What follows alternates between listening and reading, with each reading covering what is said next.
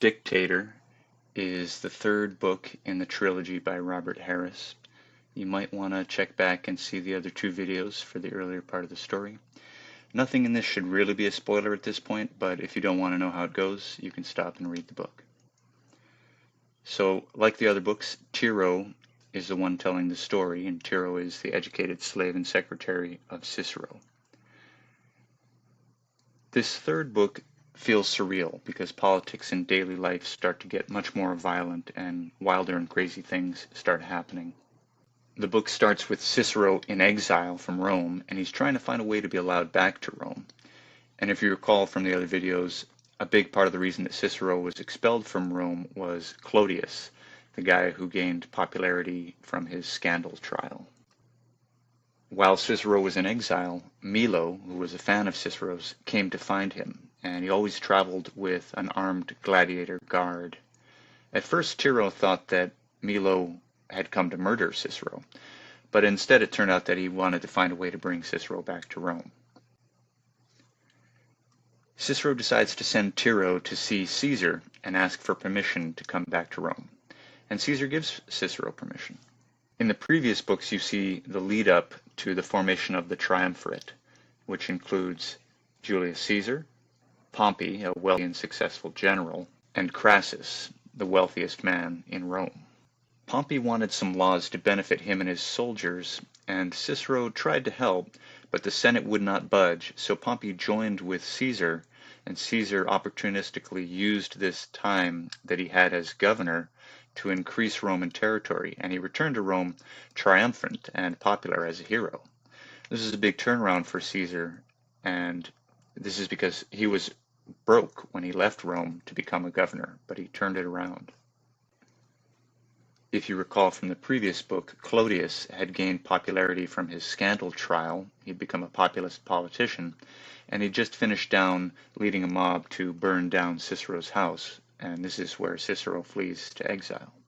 Clodius had the mob demolish Cicero's house on the Palatine Hill, and in its place they made a shrine to liberty, which was ironic because Clodius was trying to become a mini dictator and was bullying everyone who disagreed with him. Clodius occupied a temple and would write messages on the wall so he could communicate directly with his public. This is kind of interesting. It's sort of like an early version of social media. Clodius tried to use mob violence to stop people from voting to bring Cicero back from exile, and he tried to have him hunted down and killed, but despite this, Cicero was able to return to Rome, though he needed constant security. Clodius had promised all the people free bread every day, and when it was difficult to make this happen, he appointed the task to Pompey to make sure that it was his job to follow through on making the free bread available. So this is pretty clever to promise something and then make it someone else's job to deliver. That way you can shift the blame. During this time, violence had become a normal part of politics, and Cicero feared that it was going to be the end of the Republic. Cicero, in his speech, noted that he felt that the free bread was a bad idea. That first, when people get something like the free bread, they are grateful, but soon they are dependent and feel entitled, and he argued that these free handouts would corrupt the public morals. When Cicero challenged Clodius for improperly taking his house and turning it into a shrine, he won, and that made Clodius hate Cicero even more, and he continued to harass him with armed thugs as Cicero was trying to rebuild his house. Meanwhile, all the land Caesar had given away to Pompey's veterans and all the other free giveaways were straining the state and causing problems. Shortages and angry people who wanted the free stuff they had been promised were causing more and more violence. The Lucca Accord was a plan by the triumvirate to create violence with the help of Clodius to prevent the usual elections from taking place. That way they could have special elections that would be controlled by military and mob violence. Clodius would provide the violence in Rome so that the elections could be postponed.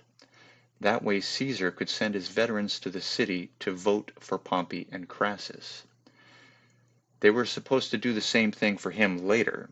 They would take turns helping each other out this way, and that way they could extend their usual term of office from 1 year to 5 years. If you remember Clodius, who had become famous in the scandal trial, and Milo, the supporter of Cicero, who always kept a gladiator bodyguard around him, well, they were campaigning against each other, and at one point, Milo and his gang meet Clodius and his gang on the road. Their supporters start fighting, and Milo's gang was made up of gladiators, and so they were much tougher. They drove away Clodius's gang, and eventually they have him alone and exposed on the road. Milo takes this opportunity to publicly murder Clodius, and this removes him as a political rival. Throughout the story, Cicero had been suggesting that he might give Tiro his freedom, but he'd been delaying to do so because Tiro was so useful, and I think he liked having him as a companion. He also worried that Tiro might betray his secrets if he was freed. But at one point, Tiro got very sick, and when he recovered, Cicero decided he wouldn't wait any longer, and he gave Tiro his freedom. When Tiro was freed from being a slave, he suddenly noticed that it changed how he saw the world. He started making his own plans and thinking about what he wanted to do with his time. Despite this, he stays close to Cicero for most of Cicero's life. An interesting side note is that Cicero met Ptolemy, who was the ruler of Egypt, and his daughter Cleopatra. Tiro made an interesting comment about her wild makeup. There was some kind of murder scandal, and Ptolemy wanted Cicero as his lawyer.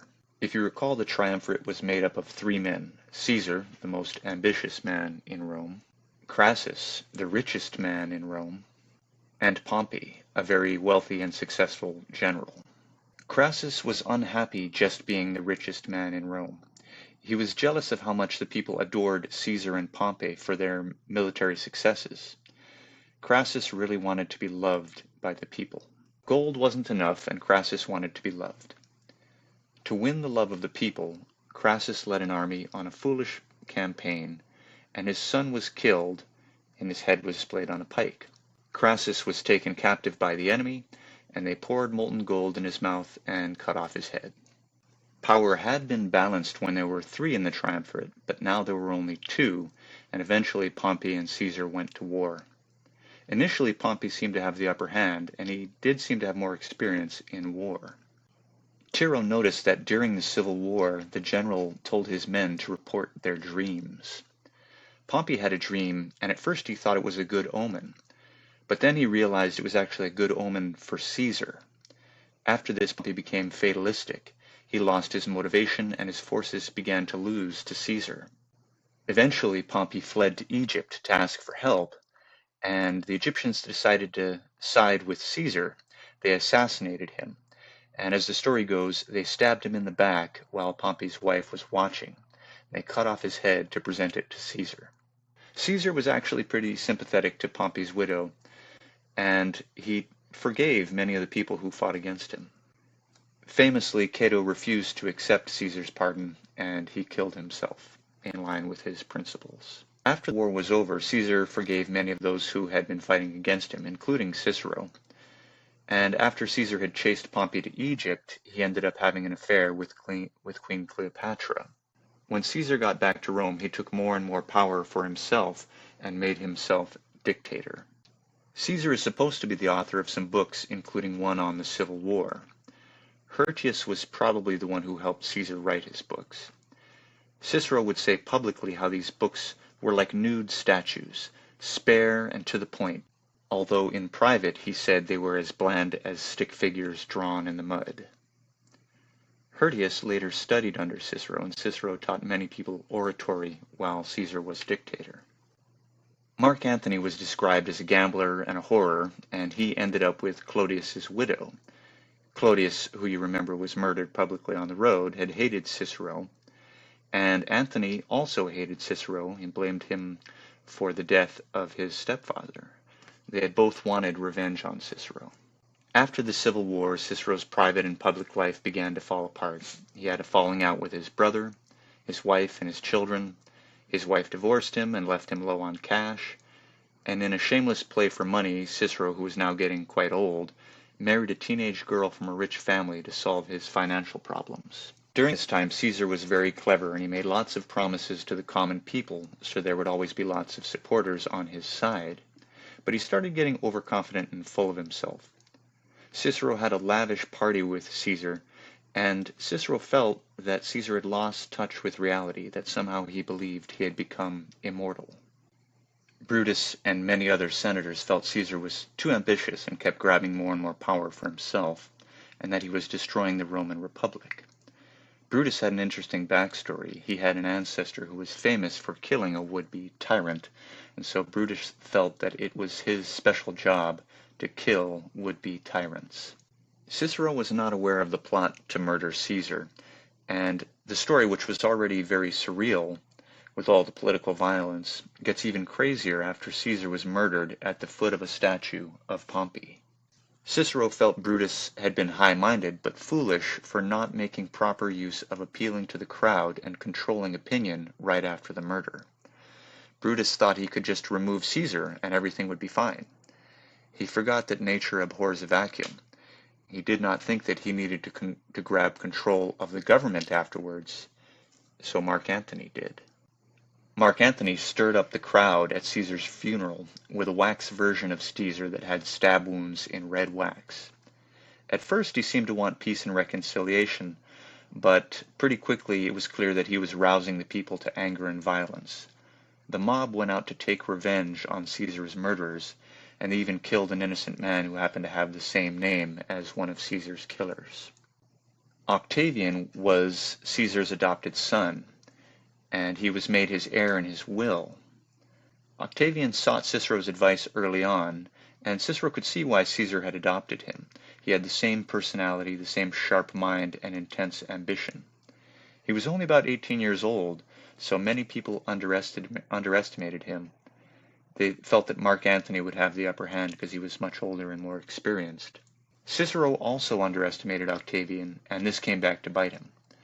It was a problem that Cicero antagonized Mark Antony, but left him alive, and a lesson from Cicero is never attack an enemy if you can't finish him off.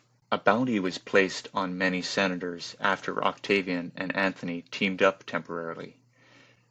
Octavian, you'll know, later becomes Caesar Augustus.